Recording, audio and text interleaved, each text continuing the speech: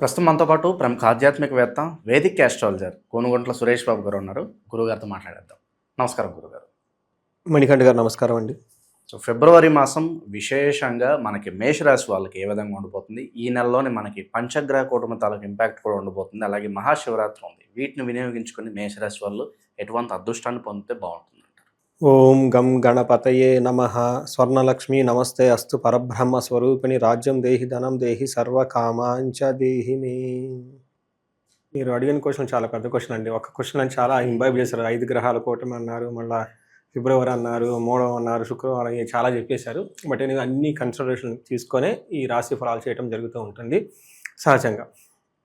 అయితే ఈ ఫిబ్రవరి మంత్లో చాలా ఉన్నాయండి విశేషాలు. ఫస్ట్ నేను అయితే అంత లిస్ట్ అంతా పెట్టుకొని 2 మాత్రం చెప్తాను. ఒకటి శుక్ర మూఢమి, ఇది 13వ తారీఖు అయిపోతుందండి. అక్కడ నుంచి ముహూర్తాలన్నీ స్టార్ట్ అయిపోతాయి. రెండోది శివరాత్రి పండగ 15వ తారీఖు ఉందండి. హరహర మహాదేవ శంభో శంకర జన్మకో శివరాత్రి అన్నారండి. అంటే మనిషి జన్మెత్తినందుకు ఒక్క శివరాత్రి అన్నా చేసుకుంటే చాలంట, ముందు జన్మలంతా బాగుంటారని చెప్పేసి మనకు అన్ని పురాణాలు చెప్తూ ఉంటాయి అన్నమాట. ఈ 2 పండుగలు ఖచ్చితంగా అందరూ చేసుకోవాలని చెప్పేసి నేను కోరుకుంటా ఉన్నాను. మీరు చెప్పిన విధంగా మిగతా విషయాలు కూడా కన్సిడరేషన్లోకి తీసుకొని, పరిగణలోకి తీసుకొని మేషరాశి వాళ్ళకి ఫిబ్రవరి మంత్ ఎలా ఉందో తెలుసుకుందాం. ఇందులో ఫస్ట్ ఈ నక్షత్రాల ప్రకారం కనుక చూసుకుంటే వీళ్ళకి అశ్విని 1, 2, 3, 4 పాదాలు, భరణి 1, 2, 3, 4 పాదాలు, కృతిక 1 ఫస్ట్ పాదం అంతా ఇందులో ఉంటారు. పేరు బలం ప్రకారం చూసుకుంటే వీళ్ళకి చూచే చోల లీలు ఏ ఆ అన్న లెటర్స్ అంతా కూడా ఇందులో ఉంటారు. మనకి గ్రహస్థితి మార్పు కనుక చూసుకుంటే 3వ తారీఖున బుధుడు మారుతున్నారు, 13వ తారీఖు సూర్యుడు మారుతున్నారు, 6వ తారీఖు శుక్రుడు, 23వ తారీఖు వచ్చేటప్పటికి కుజుడు మారుతున్నాడు. అంటే ఆల్మోస్ట్ ఎవ్రీ వీక్ అనుకోండి ఒక్కొక్క గ్రహం మారుతూ ఉంది. గ్రహం మారినప్పుడల్లా వీళ్ళకి కొంచెం ఇంపాక్ట్ ఉంటుంది, అందరికి ఉంటుంది. వీళ్ళకి ఎలాంటి ప్రభావం ఉంటుందో మనం చూద్దాం. ఫస్ట్ సూర్యుడు వల్ల ఏమవుతుందంటేనండి, మనకి లఘు గోచారం, సూక్ష్మ గోచారం అన్న ఒక కాన్సెప్ట్తో సింపుల్ వర్డ్స్లో హోల్ మంత్ ఎలా ఉంటుందో చెప్పవచ్చు. వాళ్ళకి ఏం చెప్తుంటే విత్తలాభం, శుచం, పుష్టిం, అభయం అంటారు. 4 ముక్కల్లో మొత్తం తేల్చేస్తారు సార్. ఫస్ట్ది ఏంటంట, విత్తలాభం అంటే ఆర్థికంగా ఇలా బాగుంటుంది. రెండోది పుష్టిం, శారీరకంగా పుష్టిం అంటారు. అభయం, అన్ని విధాలా సేఫ్ అండ్ సెక్యూర్గా ఉంటారు. శుచం అంటే కొంచెం మానసికంగా సారోగా, కొంచెం దుఃఖపూరితమైన, లేదంటే కొంచెం ఏమంటారు, కొంచెం ప్రెషర్, ఈ మోడర్న్ లాంగ్వేజ్లో వాడుకోవాలనుకుంటే ఉండే అవకాశం ఎక్కువగా ఉంటుంది. ఇది కూడా ప్రొఫెషనల్ మ్యాటర్స్లో ఉండే అవకాశం ఉంటుంది. ఇది తప్పక జనరల్గా ఫిబ్రవరి మంత్ దాదాపు ఒక 75% మేషరాశి వారికి బాగుందని తెలుసుకోవాలి. సో ఇందులో మీరు కనుక గమనించుకుంటే సూర్యుడు 11వ ఇంట్లో ఉండటంతో గ్రహరాజు 11వ స్థానంలో అంటే లాభప్రదం. ఎప్పుడైతే సూర్యుడు లాభప్రదంగా ఉంటారో మిగతా గ్రహాలు కూడా ఆటోమేటిక్గా వాటి యొక్క ప్రభావం పాజిటివ్గా ఉంటుంది, లేదంటే అసలు ఉండదని మనం గమనించుకోవాలి. ఇందులో ఏమవుతుందంటే 11వ హౌస్లో సూర్యుడు ఉండటం విశేషమైన యోగ్యతనిస్తూ ఉంటుంది. ఏ విధంగా అంటే అర్ధచ్చ అంటే ధనం ప్రకారంగా, సకులాచార వాళ్ళ ఫ్యామిలీ పద్ధతులన్నీ చక్కగా పాటిస్తూ ఉంటారు. గృహే నృత్య ఉత్సవం, గృహంలో ప్రతిరోజు మంచి పండగలు, సెలబ్రేషన్స్ ఉంటుంది. నిత్య మాధుర్య భుక్తిచ్చ, చక్కగా మంచి పదార్థాలన్నీ తింటూ ఉంటారు. లాభప్రదం అంటే లాభంగా ఉంటుంది. ఇంకేం కావండి, లాభం ఉంటుంది, ధనం ఉంటుంది, చక్కగా ఫుడ్ తింటారు, నిద్రపోతూ ఉంటారు, హ్యాపీగా ఉంటారు. పెద్దవాళ్ళు చెప్పిన మాటలు బుద్ధిగా వింటూ ఉంటారు. అన్ని కారణాలకు మూలం ఏంటంటే పెద్దవాళ్ళు చెప్పిన మాటలు వినకనే, పెద్దవాళ్ళు చెప్పిన పద్ధతులు పాటించకనే మనం ఇలా అయిపోతాం. ఎప్పుడైతే చూడండి, ఇందులో సూర్యుడు 11వ ఇంట్లో ఫస్ట్ వాళ్ళు పెద్దవాళ్ళు చెప్పిన మాటలు వింటారంట, బుద్ధిగా నడుచుకుంటారంట.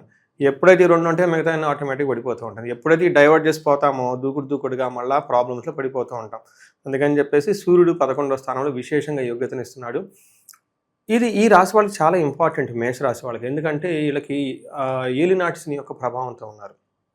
కొంచెం స్లోగా, అంటే వీళ్ళు ఫస్ట్ స్టేజ్లో ఉన్నారు కాబట్టి ఇప్పుడే పడింది కాబట్టి ఆ యొక్క ప్రభావం కొంచెం మందికి రియాక్ట్ అవుతూ ఉన్నారు, స్లో అవుతూ ఉన్నారు. కొంతమంది ఎందుకంటే స్లోగా ఇంపాక్ట్ ఉంటుంది, కొంచెం అందులో ఇమ్మీడియట్గా ఇంపాక్ట్ ఉంటుంది. బట్ ఎక్కువ మంది స్లోగా ఇంపాక్ట్ స్టార్ట్ అయింది కాబట్టి ఇలాంటి సమయంలో ఇది మంచి మంత్ అని మనం చెప్పుకోవాలి. వీళ్ళకి కుజుడు మనం ఇందాక చెప్పుకునే విధంగా ఉద్యోగ వృత్తి వ్యాపారాలలో బాగా ప్రెషర్ ఉంటుంది. ఓకే, మానసిక ఒత్తిడి ఉంటుంది. మనకేం చెప్తారు, నిత్య క్లేశ, ఏదో ఒక దాంతో బాధపడుతూ ఉంటారు. తర్వాత సదా భోజనం ద్రవ్యం, టయానికి భోజనం చేయరంట. సదా ఉద్యోగ సంచారం, గుర్తుపెట్టుకోండి, సదా ఉద్యోగ సంచారం అంటే ప్రొఫెషనల్ మ్యాటర్స్లో, ఉద్యోగంలో ఎక్కువగా అటు ఇటు తిరుగుతూ ఉండేసి, దూకుడుగా ఉండేసి, సదా ఎప్పుడు తిరుగుతూ ఉండే ఉద్యోగం, ప్రెషర్ఫుల్గా ఉండే అవకాశం ఎక్కువ ఉంటుంది. హరీబరీగా నిమిషం తిరిగి లేకుండా ఉంటారన్నమాట.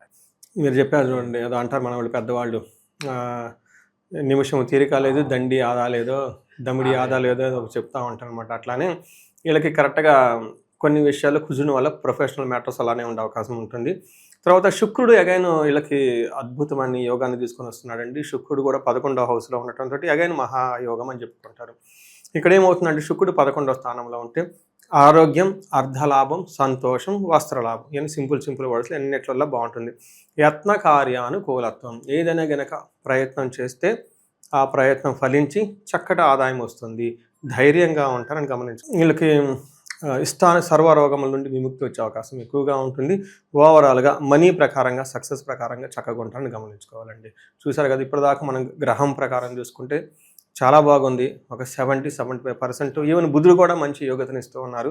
ఈ రాశి వాళ్ళు నిజంగా బాగుందని గమనించుకోవాలి. ఇక విశేషంగా ఎటువంటి పరిహారాలు చేసుకుంటే బాగుంటుంది, అలాగే మనకి ఫిబ్రవరి తర్వాత మార్చి మొత్తం ఎగ్జామ్స్ సీజను, విద్యార్థులు మరి వాళ్ళు ఆశించిన ఫలితాలు రావాలంటే బెస్ట్ రెమెడీస్ అంటే ఏం చెప్తారు సార్? వీళ్ళకి ఏం చెప్తారంటేనండి, అన్ని గ్రహాలు అనుకూలంగానే, ఒక్క కుజుడు మాత్రం కొంచెం ఇబ్బంది పెట్టే పరిస్థితుల్లో ఉన్నారు. ఈ కుజుడికి సంబంధించి మనం చూసుకుంటే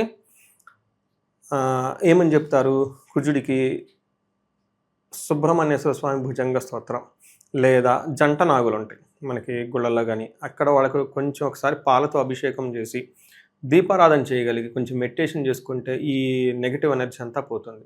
ఇలా చేసుకుంటే బాగుంటుంది. వీటితో పాటు వీళ్ళకి శని యొక్క ప్రభావం ఉండటంతో ఏలినాటికి సంబంధించిన శని పోవటానికి, శని బాధలు తగ్గటానికి శనికి సంపూర్ణ శాంతి పూజలు అని ఉంటాయి.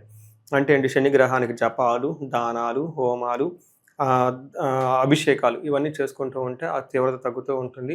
వీటితో పాటు ఈ రాశి వాళ్ళు ఆర్థికంగా బాగా రాణించడానికి, ఎందుకంటే శని ప్రభావంతో ధన ప్రభావం తగ్గే అవకాశం ఉంటుంది. అంటే స్వర్ణలక్ష్మి విశేష హోమం జరిపించుకుంటే చక్కగా మల్టీ సోర్సెస్ ఆఫ్ ఇన్కమ్, బహుముఖ ఆదాయం వెళ్ళకొచ్చే అవకాశం ఎక్కువగా ఉంటుంది.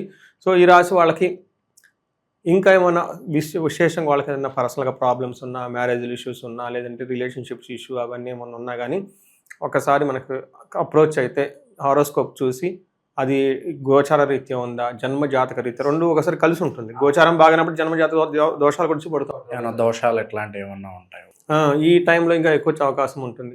అందులోని ఏజ్ 35 to 45 ఉండి లైఫ్ ఎక్కడన్నా స్ట్రక్ అయిందన్న ఫీలింగ్ ఉంటే కనుక ఒక్కసారి జాతక చక్రం చూపించుకుంటే, ఎందుకంటే మహర్షులు మనకి ఇచ్చిన గొప్ప జ్ఞానం జ్యోతిష జ్ఞానం, తల్లిదండ్రులు వాళ్ళకి ఇచ్చిన ఫస్ట్ గిఫ్ట్ జాతక చక్రం. అది చూపించుకొని మీ జాతకంలో స్ట్రెంత్, వీక్నెస్ ఏంటి, ఎక్కడైనా ఆబ్లిగేషన్స్ మీరు ఫిల్ చేయాల్సిన మిస్ చేశారా, ఇవన్నీ చెక్ చేయించుకొని చిన్న పరిహారాలు చేయించుకుంటే లైఫ్ 10 ఖచ్చితంగా ముందుకెళ్తుందండి. సో ఈ అవకాశాన్ని అందరూ సద్వినియోగం చేసుకోవాలని చెప్పేసి మనం కోరుకుందామండి. ఇక ఈ రాశిలో ఏ నక్షత్రాలు ఉంటారు, వాళ్ళకి ఎలా ఉండబోతుంది ఈ నెల ప్రత్యేకంగా? ఇందులో మనం నక్షత్రాలు అశ్విని, భరణి, కృతిక, ఈ నక్షత్రాల ప్రకారం చూసుకున్నా కానీ బాగుందండి. ఫస్ట్ వీళ్ళంతా క్షేమంగా ఉంటారు, హ్యాపీ కదా, ఇంకేం కావాలి.